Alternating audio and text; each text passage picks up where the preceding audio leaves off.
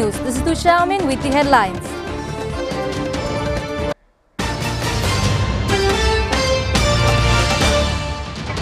Tariq Rahman completes registration process. EC to decide on voter list inclusion tomorrow.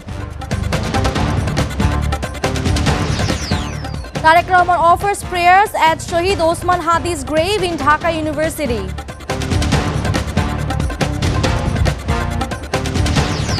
And Inkilab Moncho resumes Shahbag sit-in after Tariq Rahman's visit to Hadi's grave.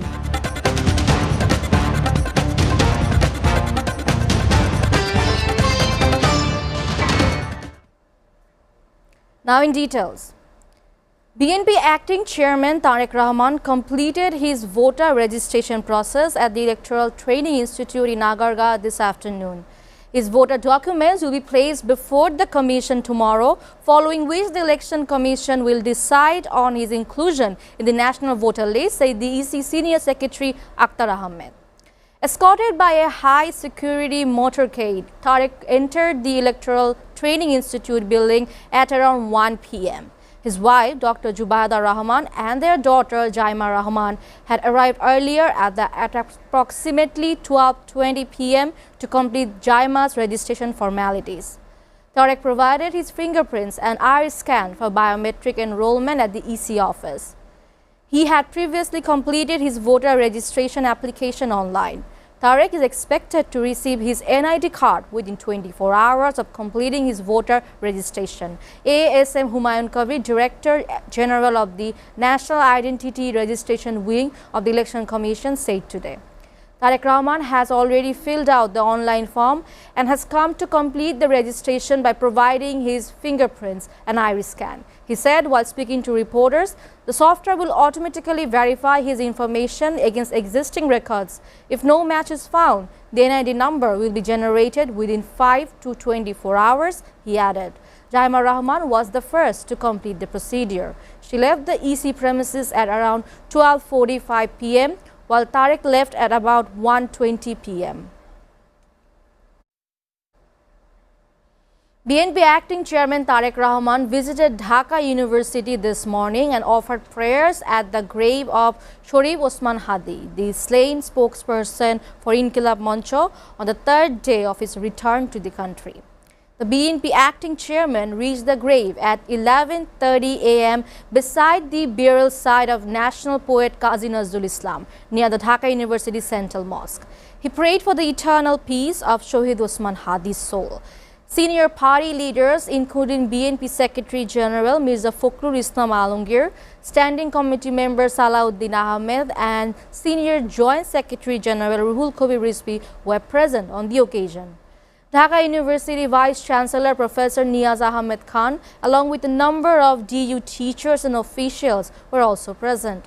Tariq Rahman entered the DU campus area at around 11:15 a.m. At the time, leaders and activists of Chhatrodal lined both sides of the road in front of the DU Faculty of Fine Arts, chanting slogans to welcome Tariq. At 11:52 a.m., Tariq's motorcade left the DU area by Shahbag. Earlier in the day, Tariq left his Gulshan residence around 10:40 a.m. to pay tribute at the grave of Sharif Osman Hadi. He was also scheduled to visit the Pungu hospital later today to inquire about those injured during the July uprising.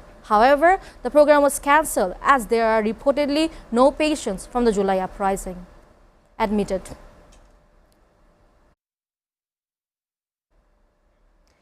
Activists of Inkilab Moncho returned to the Shahbag intersection this afternoon, resuming their sit-in shortly after BNP acting chairman Tariq Rahman concluded his visit to the grave of the platform's slain leader Sharif Osman Hadi. The protesters, who had spent the previous night in a sit-in at the intersection, had temporarily shifted their position to the Aziz supermarket area at around 9:30 a.m. to facilitate Tariq's visit and maintain security. At around 12:30 p.m., following Tariq Rahman's departure from the Dhaka University campus, hundreds of Inkilab Moncho activists went back to the intersection from the Bangladesh Medical University area. They were chanting slogans such as Inkilab, Inkilab, Jindabad, Jindabad, and Shahbag Na Insaf, Insaf, Insaf, re-establishing their sit-in at the spot they call Shahid Hadi Square. Last night, Inkilab Moncho announced that it would continue its blockade at the Shahbag intersection until those responsible for Hadi's killing are arrested, after the sit-in began after Jummah prayers earlier in the day.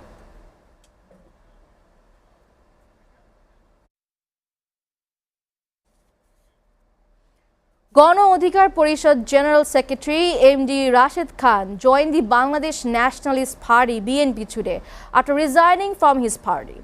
BNP Secretary General Mirza Fakhrul Islam Alamgir announced the development at a press briefing at the party chairperson's Gulshan office this afternoon. Rashid submitted his resignation in writing to the Gano Adhikar Parishad President Nurul Haq Nur today. Fakhrul said Rashid will contest the upcoming election from the Jinaida 4 constituency. Speaking about his decision, Rashid said he considers former President Ziaur Rahman as his idol, and under the leadership of Tariq Rahman, he believes he can work for the welfare of Bangladesh. In a resignation letter, Rashid Khan said he had worked alongside the president as a comrade in the party's political activities starting from 2018 quota reform movement.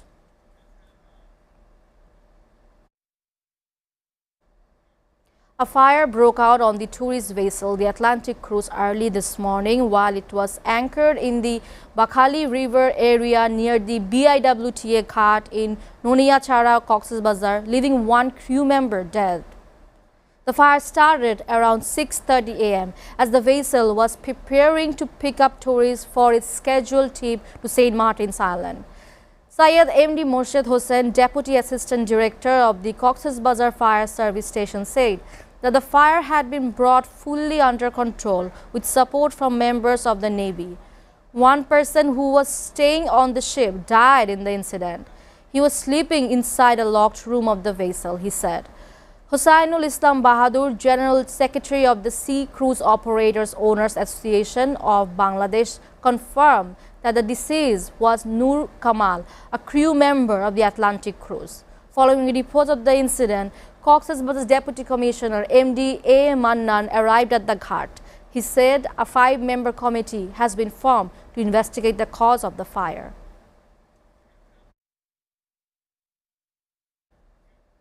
Bangladesh woke up to the season's first cold wave today, with a shroud of dense fog settling over several regions and temperature plunging below 11 degrees Celsius in multiple districts. Streets and riverbanks were a misty veil as residents braced against the sudden chill, marking a stark reminder of winter's early arrival. A mild cold wave is sweeping Joshore, Chuadanga, Gopalganj, Rajshahi, Pabna, Sirajganj and Nilphamari, and it may persist in some areas, according to a Met Office bulletin. 8 international flights could not land at Shah Jalal International Airport this morning due to dense fog. The flights were diverted to Chattogram, Kolkata and Bangkok as visibility dropped sharply over the capital. Ferry services on Paturia and Dolatidia and Aricha Kazira at river routes resumed their morning after remaining suspended for nearly 15 hours due to dense fog. Moderate to dense fog is likely in some areas across the country from midnight to morning.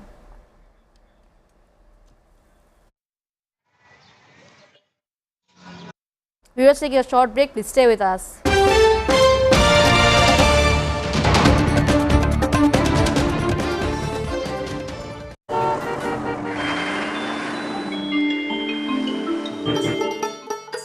সারা দেশে লাখো মানুষের কঠোর কর্মতৎপরতা ও নিষ্ঠায় SA পরিবহন parcel and courier service এখন 16 কোটি মানুষের হাতের নাগালে।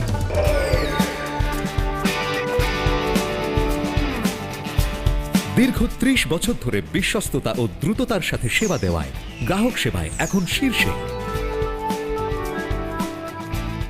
বাংলাদেশে গ্রাহক সেবার সাফল্যের পর এসএ পরিবহন পার্সেল অ্যান্ড কুরিয়ার সার্ভিস এখন বিশ্ব বাণিজ্য কেন্দ্র সিঙ্গাপুরে।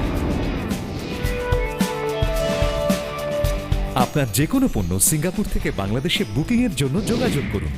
এসএ পরিবহন private limited, logistics parcel and courier service, 22 Roberts Lane, Singapore 218302.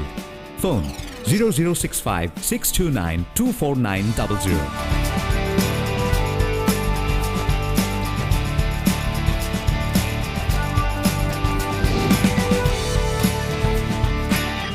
Bangladesh থেকে সিঙ্গাপুরে পণ্য বুকিংয়ের জন্য যোগাযোগ করুন ঢাকা সহ দেশের যে কোনো ৮০টি শাখা কেন্দ্রে।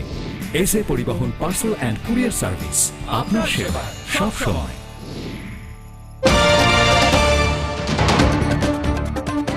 Welcome back. You're watching SATV News. Now news from abroad. China's foreign ministry announced sanctions yesterday targeting 10 individuals and 20 United States defense firms, including Boeing's St. Louis branch, over arms to sales to Taiwan. A spokesperson for the U.S. State Department said the U.S. strongly objected to the Chinese move, which freezes any assets the companies and individuals hold in China and bars domestic organizations and individuals from doing business with them. Individuals on the Chinese list, including the founder of defense firm Duril Industries and 9 senior executives from the sanctioned firms, are also banned from entering China, it added. Other companies targeted include Northrop Grumman Systems Corporation and L3 Harris Maritime Services and Boeing St. Louis branch, which focuses on defense work. The Chinese action appears largely symbolic, given China's lack of dealings with U.S. defense firm, whereas it has been a major purchaser of Boeing civilian aircraft. The move follows Washington's announcement last week of $11.1 billion in arms sales to Taiwan, the largest ever U.S. weapon package for the island, drawing Beijing's ire.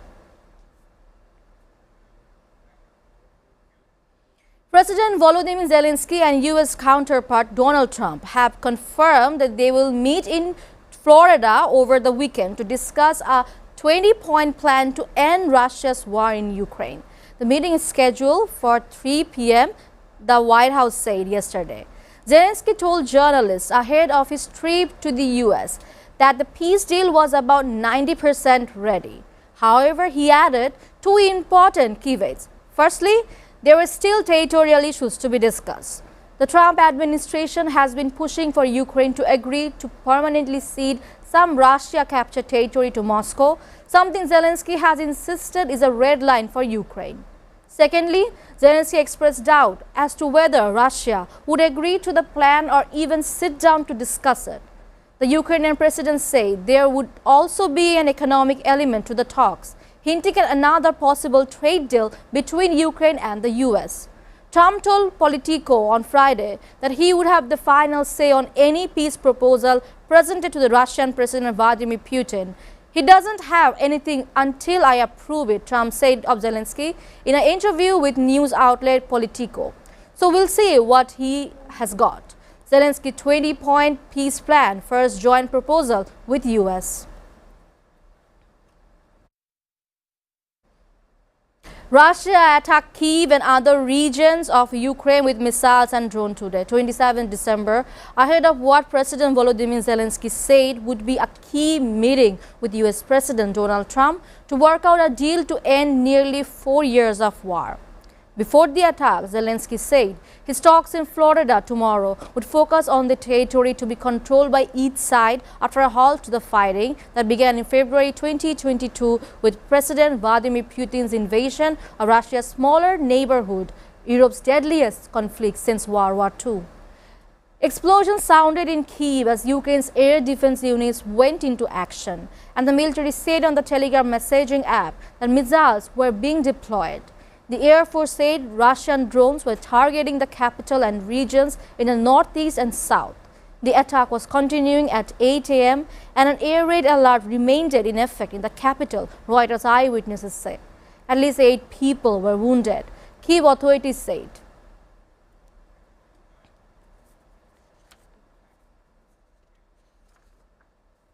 By publicly cooperating with the United States on a Christmas Day airstrike, Nigeria's government may have averted a humiliating unilateral military action threatened a month ago by President Donald Trump. But security experts say it is unclear whether such strikes can do much to hinder Islamic militants who have long enhanced communities in the area. Trump announced on Truth Social on Thursday that U.S. forces had launched a strike against Islamic State militants in northwest Nigeria at the request of Nigeria's government. He said the group had been targeting Christians in the region. Local media reported loud explosions in the village of Jabo on the evening of Christmas Day. Reuters had not been able to confirm whether there were casualties. Trump said yesterday that a U.S. military strike targeting Islamic State militants in Nigeria was originally supposed to take place on Wednesday, but he ordered it delayed by a day. A U.S. defense official speaking on the condition of anonymity told Reuters that the strike was carried out by about a dozen Tomahawk missiles launched from a U.S. Navy warship in the Gulf of Guinea.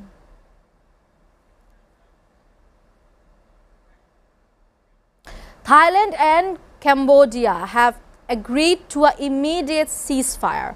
A joint statement by both countries' defense ministers announced today.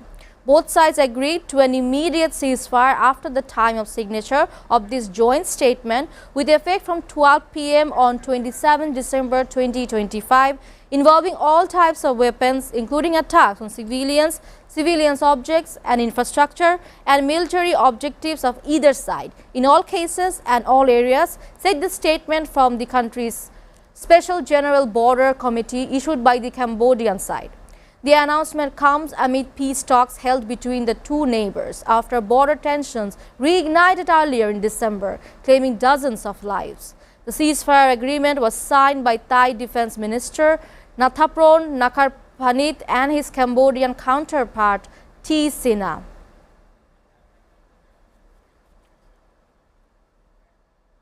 Before ending, you'll go to the headlines again. Tariq Rahman completes registration process, easy to decide on voter list inclusion tomorrow. Tariq Rahman offers prayers at Shahid Osman Hadi's grave in Dhaka University.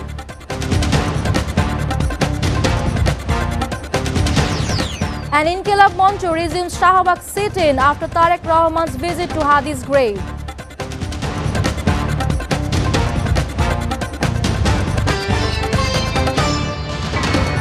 You're updated with the top stories so far here on SATV, and to know the latest news, visit www.satv.tv. Stay with SATV.